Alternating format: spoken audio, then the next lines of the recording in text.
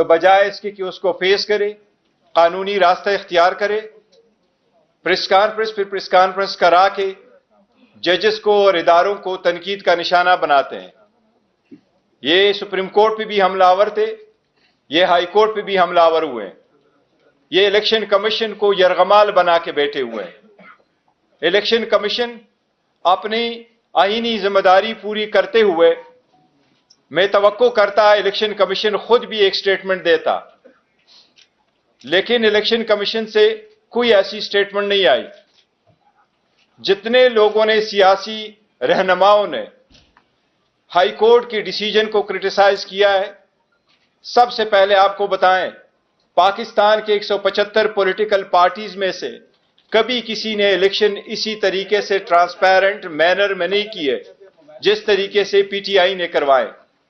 آج آپ کے سامنے پاکستان پی ٹی آئی کا عام ورکر الحمدللہ ایک چیئرمین کی حیثیت سے یہاں بیٹھا ہے۔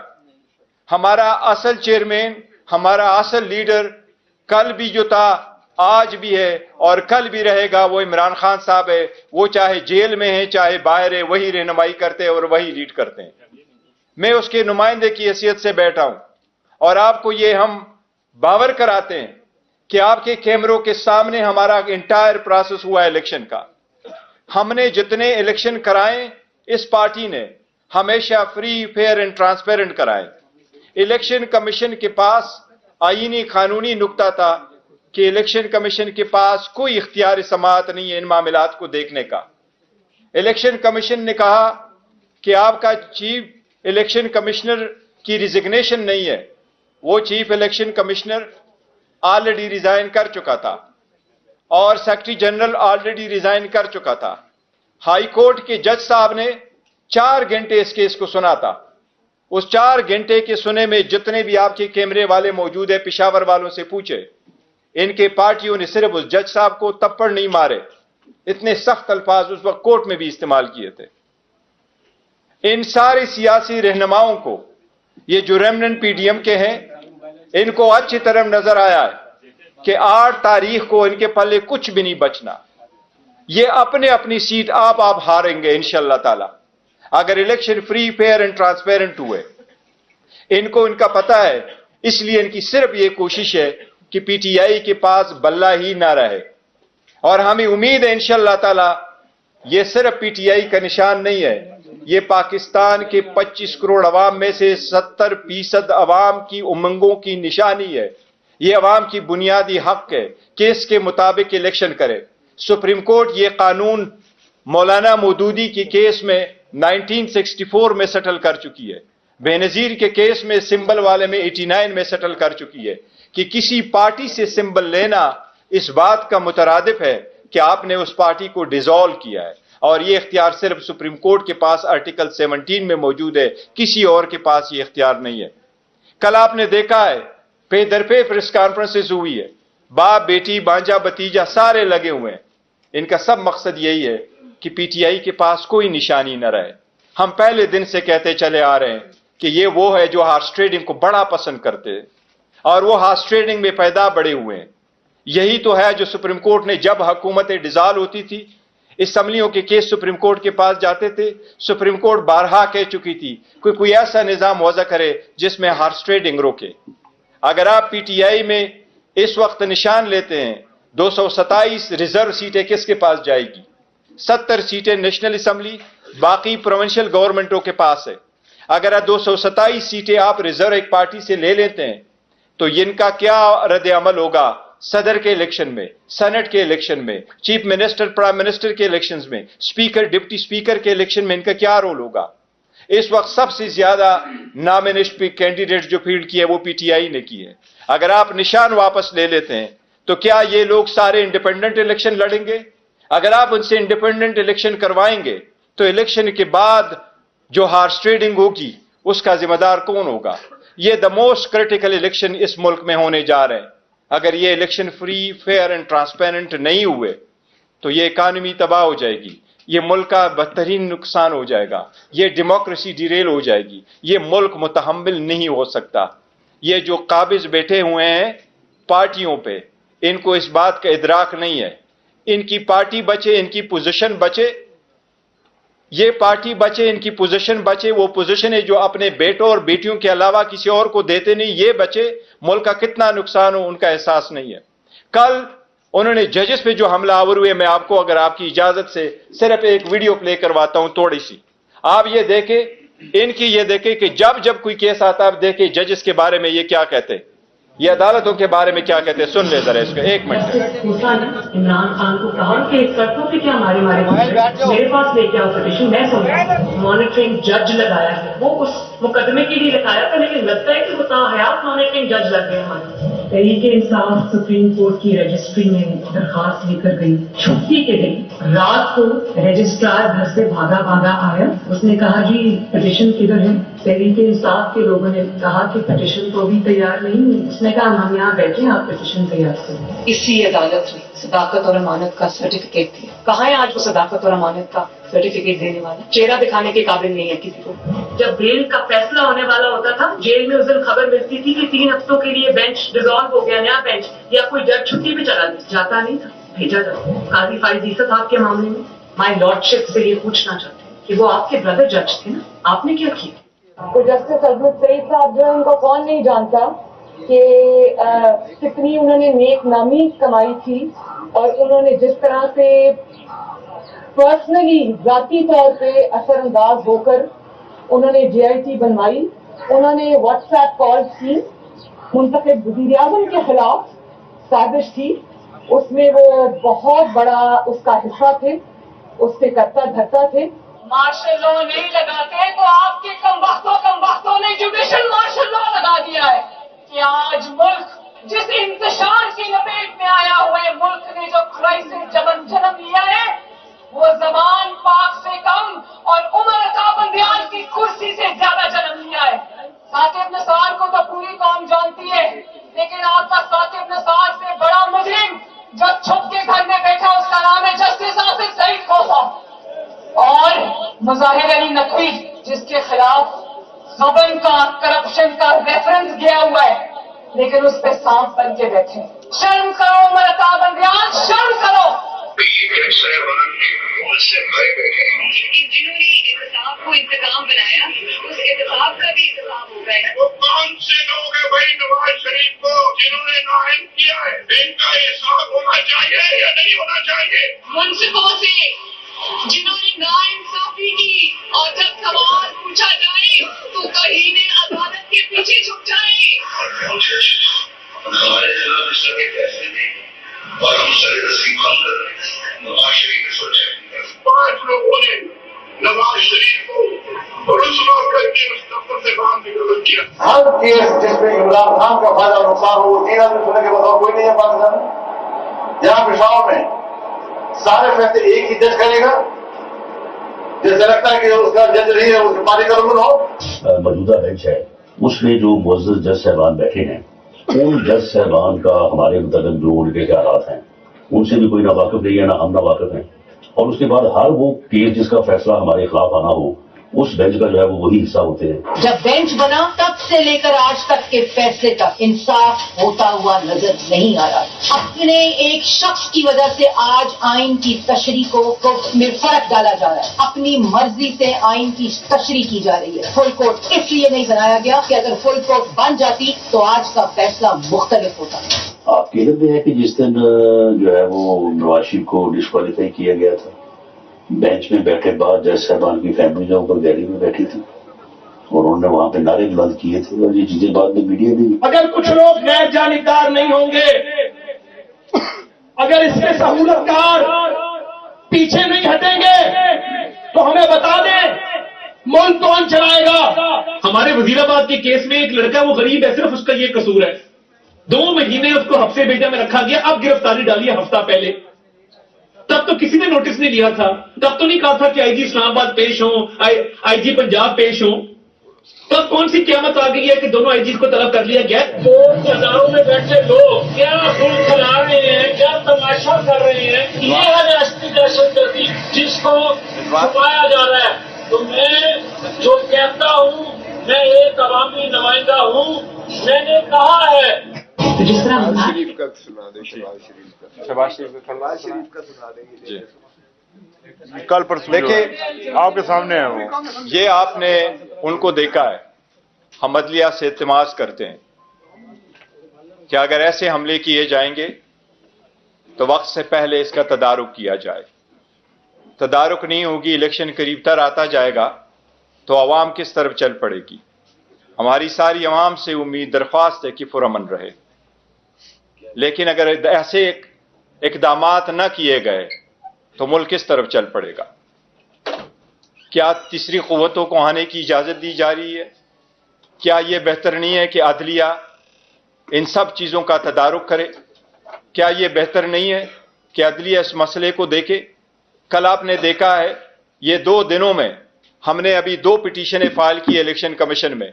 इलेक्शन कमीशन जब अडियाला जेल आया था तो मैंने पर्सनली जज साहिबान से रिक्वेस्ट की है कि आप उनको सीरियसली देखें, बजाय इसके कि आप अडियाला जेल आ जाएं।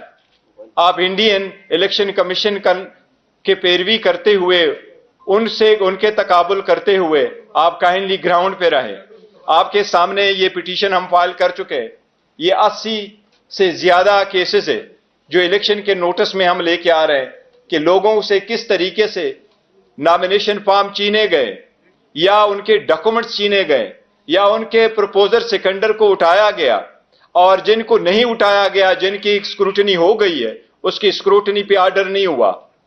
अगर आप औरतों की नॉमिनेशन फॉर्म से कोई गेम करते हो, यह भी एक रिक्वायरमेंट है 5% होना। हम अदलिया को अभी से बता रहे हैं कि यह एक बड़ी साजिश हो रही है।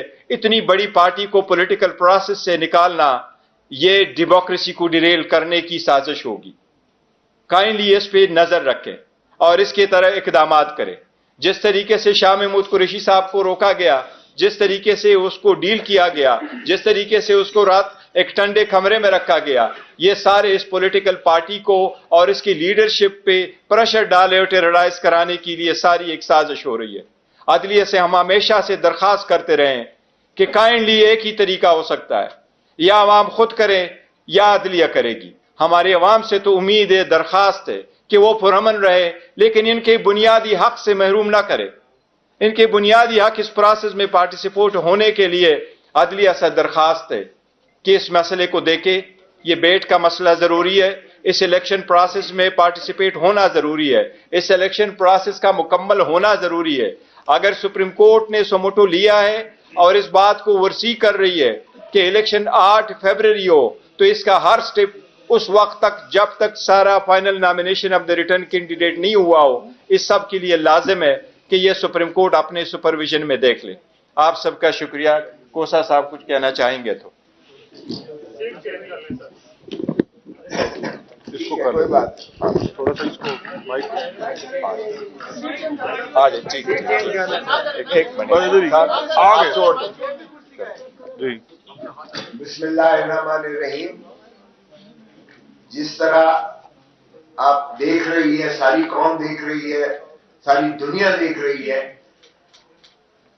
एक मफरूज शख्स को जो सजा याफ्ता था, जिस तरह से उसे हीथ्रो एयरपोर्ट पर हमारे एम्बेसडर ने सी ऑफ किया, वो भी तारीख में एक लिखा जाएगा। जिनको गिरफ्तार करके डिपोर्ट करना उसका फर्ज था, उसको वो रिसेप्शन करके वहां छोड़ने जाता है। और फिर जिस तरह से इस्लामाबाद एयरपोर्ट पर बायोमेट्रिक मशीन चल के जाती है हाईकोर्ट की, कमाल है। एक तरफ तो साबका वजीर आजम को हाईकोर्ट के बायोमेट्रिक कमरे से, हाईकोर्ट के कमरे से, इस्लामाबाद हाईकोर्ट के कमरे से जिस तरह उसको तशद्दुद करके गिरफ्तार किया जाता है, और जिस तरह हाईकोर्ट के अमले पर तशद्दुद किया जाता है, वकला पर तशद्दुद किया जाता है, उसकी मिल्कियत जो दरवाजे तो और जो टेबल से और जो वहां चीजें मौजूद थी कमरे के अंदर, जिस तरह उनको तोड़ा जाता है और तोड़ फोड़ की जाती है, और उस पर जो है आज तक कोई कार्रवाई नहीं हुई है। हालांकि सुप्रीम कोर्ट ने 11 मई को कह दिया कि ये गैर आईनी और गैर कानूनी तौर पर उन्हें गिरफ्तार किया गया और एक्सेस टू जस्टिस की बुनियादी हकूक को ही डिनायल ये की गई। تو اس کے بعد ان کے خلاف تو کوئی ایکشن نہیں ہوا ہے. اور پھر دیکھیں کہ جس طریقے سے ہم نے اور آپ سب نے دیکھا کہ جس طرح ان کے کاغذات نامزدگی منظور کیے گئے، انہیں ضلع سبحانی کے جن کو لایا گیا ہے چوتھی مرتبہ وزیر اعظم بنانے کے لیے، وہ کیسے آپ کاغذات نامزدگی منظور کر سکتے ہو؟ ہمارے تو امیدواروں کے آج میرے داماد کو جو ہے اس کے ڈیرہ غازی خان سے عمر کھوسا کے پرپوزر اور سیکنڈر کو اٹھا لیا گیا ہے اور غائب ہیں، ریٹرننگ آفیسر صاحب غائب ہو گئے، اور ان کے بھائی کے جو ہے وہ 2 پرچے اور درج کر کے کہا پہلے بہل کروا کے لاؤ، جو سابقہ MP سٹنگ تھا PTI کا. یہ سارے جگہ آل اوور پاکستان ہو رہا ہے یہ ہمارے ساتھ. یہاں جناب ضلع سبحانی کے کاغذات نامزدگی منظور کر لیے جاتے ہیں، اس کے باوجود کہ سپریم کورٹ نے انہیں 62(1)(f) میں تاحیات نااہل قرار دیا ہوا ہے، اور اس پر نظر ثانی بھی سپریم کورٹ سے خارج ہو چکی. اور پریکٹس اینڈ پروسیجر ایکٹ میں جو یہ شک تھی کہ جو 184(3) کی جو ہوں گی، جو بھی کیس فیصلہ ہوں گے، اس کی 30 دن کے اندر اپیل کا حق دیا گیا تھا، اسے بھی سپریم کورٹ نے مسترد کیا 8 سال کے ریشو سے. اس کو یعنی ریٹروسپیکٹیوٹی آپ اس کو نہیں دے سکتے. سو جس کا مقصود اور مطلب یہ ہوا کہ وہ پاسٹ اینڈ کلوزڈ ٹرانزیکشن کے زمرے میں آ کر وہ فائنلٹی اٹین کر گئی محترم نواز شریف صاحب کی نااہلی، تاحیات نااہلی. اب اگر کوئی ایک طریقہ تھا اس کو دور کرنے کا، کیونکہ وہ تو الیکشن ایکٹ کی 2017 کی جو ترمیم تھی وہ تو سامنے آ گئی، تابع آ گئی اس پریکٹس اینڈ پروسیجر ایکٹ کے وہ مسترد کرنے کے اس اپیل کی شک کو. سو اس کا مطلب یہ ہوا کہ اگر کسی طریقے سے آپ نے اسے اہلیت دینی ہے یا اس فیصلے کو جو سپریم کورٹ کا ہے اس کو آپ نے اوور ریچ کرنا ہے، تو ایک ہی طریقہ ہے کہ آرٹیکل 184 آرٹیکل 96 میں F1 میں 90(f)(1) میں آپ ترمیم کیجئے گا کہ جو 1C جو 1F کیا ہے کہ جو صادق اور امین نہیں ہوگا وہ تاحیات اس کو نااہل کیا گیا، وہاں آپ ترمیم بھلے کر دیجئے گا کہ اس کی میعاد پرووائڈڈ کر کے کہ میعاد اس کی 5 سال ہوگی. آپ کو آئین ترمیم کرنا پڑے گا، صرف ایک ہی طریقہ ہے. اور چونکہ پارلیمان ہے ہی نہیں، آئین تو ترمیم ہو نہیں سکتا ہے. تو یہ ان کے تو بادشاہ سلامت کے جو ہے کاغذات نامزدگی سارے منظور کر لیے گئے، اور ہمارے کسی امیدوار کے ابھی تک جو ہے اعلان نہیں کیے گئے. اور کل جو آخری تاریخ ہے اس پر بھی دیکھیے گا کہ کس قسم کی یہ پاکستان کی تاریخ کی بدترین پری پول ریٹنگ ہے.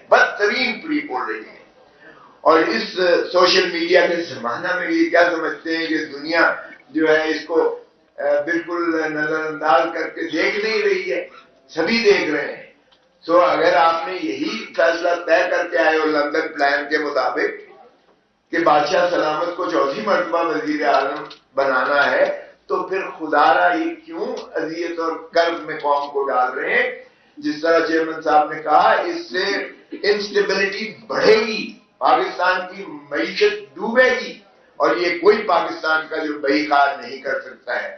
خدا را آپ نے لندن پلان کے تحت ایک ایک کر کے اس طرح اپنے کیسز کو تو بڑی سرعت کے ساتھ فیصلے کروا کے آپ بری ہو گئے، پوتر ہو گئے.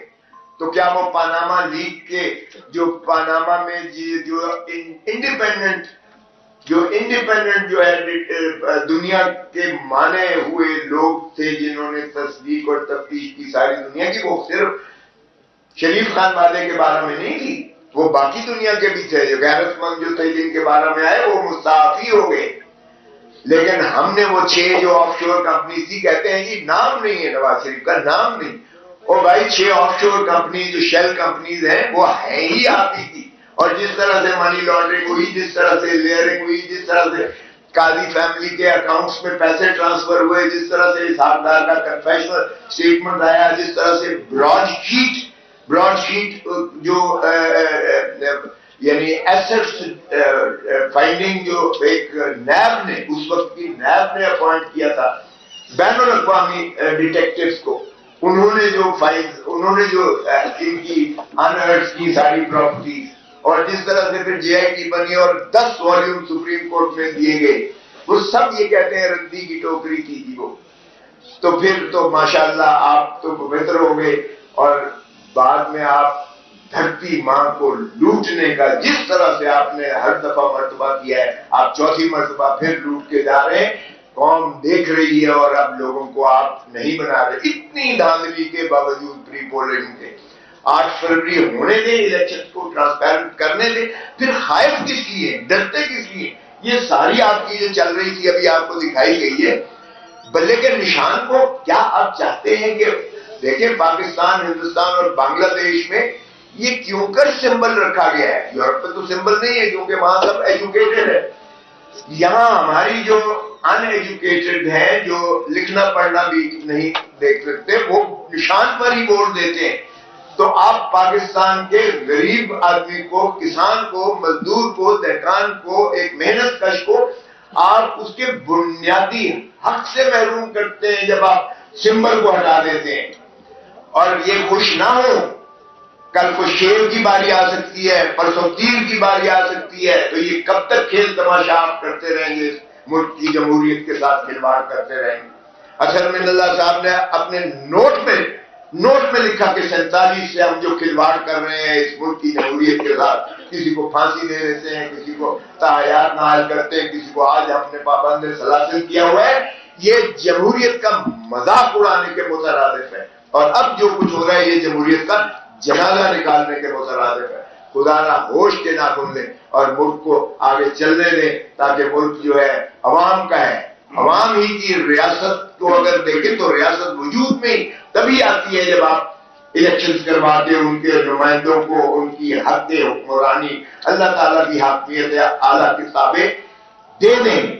جب تک آپ ملکیت عوام کو ان کے مسائل، ان کی حکمرانی پر نہیں دیں گے، تب تک جو ہے آپ کا ملک آگے نہیں بڑھ سکتا ہے. اور پھر آیا آرٹیکل 5 میں لکھا گیا کہ وفاداری آئے عوام کے ساتھ اور تابعداری آئین کے ساتھ. یہ لازم کر دی گئی ہے ہر پاکستانی پر، چاہے وہ چیف جسٹس آف پاکستان ہو، چاہے وہ فوج کا سربراہ ہو، چاہے وہ کوئی بھی ہو، صدر ہو یا ہو. سو تابعداری اور وفاداری عوام اور آئین کے ساتھ ہے. تو اس کو ملحوظ رکھتے ہوئے الیکشنز کو فیئر اینڈ فری ہونے دیں، تبھی ہمارا مملکت جو ہے وہ انشاءاللہ ترقی کر پائے گی. Thank you. کوسا صاحب یہ بتائیے گا کہ یہ جو الیکشن کمیشن نے آر او کا معاملہ کمال کا چیلنج کیا سپریم کورٹ میں، ہم یہ دیکھتے ہیں، قوم یہ دیکھ رہی ہے کہ سندھ کے چیف الیکشن کو تبدیل کر دیا ایک جماعت کے اعتراض کے اوپر ایم کیو اے، جبکہ یہاں پر ایک آر او کا معاملہ تھا، اس کا تبدیل کیا جاتا تھا، اس کو چیلنج کرنے سے کیا پیغام دیا جاتا ہے؟ دیکھیں یہ تو آپ کے سامنے ہے کہ اس وقت جو آر اوز ہیں، ریٹرننگ آفیسرز ہیں، وہ ڈپٹی کمشنر اور اسسٹنٹ کمشنر یا اے ڈی سی جیز ہیں ایڈمنسٹریٹو ہائرارکی میں. ان کے تو جس طرح سے شاہ محمود قریشی کو جب سپریم کورٹ نے بیل لی تو ان کو جس طرح سے دھکے دیے گئے، وہ دراصل شاہ محمود قریشی کو دھکے نہیں دیے گئے، وہ سپریم کورٹ کو دھکے دیے گئے. سپریم کورٹ کے حکم کی تذلیل اور تضحیق کی گئی ہے. اور ایک ڈپٹی کمشنر جو ہے اسلام آباد، وہ اس کا ڈیٹینشن آرڈر کر رہا ہے، 5 مینٹیننس آف پبلک آرڈر. صرف اس کا نہیں ہے، بے شمار ڈپٹی کمشنرز کے آرڈرز ہیں. آج تک پرویز الہی کو چھوڑا ہے انہوں نے، وہ اس کو بھی دھکے لے رہے ہیں، ایک عدالت سے دوسری عدالت، دوسری سے تیسری عدالت ہے.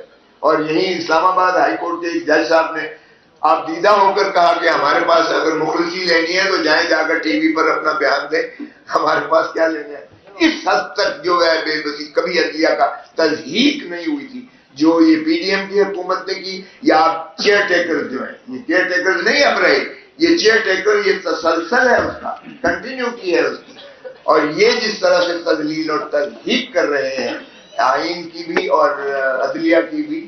یہ ریٹرننگ آفیسرز کو دیکھیں، جب تک یہ جوڈیشل آفیسرز نہیں بنیں گے، جوڈیشل آفیسرز میں یہ نہیں کہہ رہا ہوں کہ وہ بھی کوئی لیکن قدرے بہتر ہوتے ہیں، اس لیے کہ ان کی ٹرانسفر پوسٹنگ اور ان کی تنزلی وہ اور تقرری وہ ایگزیکٹو کے اختیار میں نہیں ہوتی ہے، وہ जुडिशरी के अपने अख्तियार में चीफ जस्टिस और एडमिनिस्ट्रेटिव जी हाँ, तो इसलिए बैरिस्टर साहब, आपने कहा कि पीटीआई, आप दावा करते रहे कि पीटीआई 2/3 लेगी, लेकिन आज प्रेस कॉन्फ्रेंस से ऐसा लगता है कि नून लीग का कोई खौफ है, इसलिए आप नहीं, ऐसा बिल्कुल नहीं है। हम तो चाहते, देखो, अगर किसी भी पार्टी का हमें होप नहीं है, और हम तो चाह रहे हैं कि कोई अनकंटेस्ट इलेक्शन नहीं चाह रहे, हम तो चाहते हैं मुकाबला हो। बिल्कुल, देखो, होप उन पे तारी है, और मरियम ने मैसेज दे देना 8 फरवरी को इंशाल्लाह उसका रोल होगा नानी वाला, she is out of it.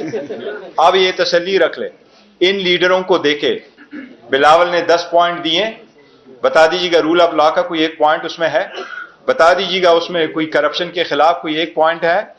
Nawaz Sharif जिस घबराहट में आकर के बैठे होते हैं, वो अपना रोना रोता हो कि 1990s के इलेक्शन में और 1990 की पॉलिटिक्स में अभी भी वो फंसा हुआ है, वो बाहर नहीं निकल रहा। हर बार आपको वो कहता है मेरी हुकूमत क्यों खत्म हुई, मेरी हुकूमत क्यों खत्म हुई। वो आपके लिए, आपके फ्यूचर के लिए कोई सोच नहीं रखता।